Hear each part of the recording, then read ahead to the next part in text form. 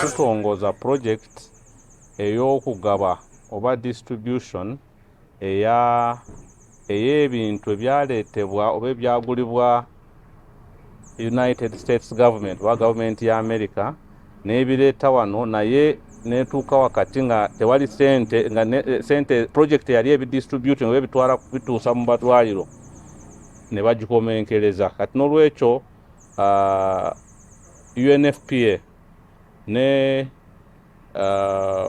British government batuwadde obuyambi obunaatusobozesa okutwala bino ebintu okubijja wano ku joint medical store ne tubigaba mu malwaliro ag'enjawulo mu ggwanga.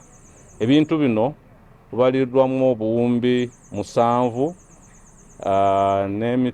n'emiliyoni 7.4 billion nga era byebintu byetugenda okutwala mu malwaliro ababyetaaga basobole okubifuna.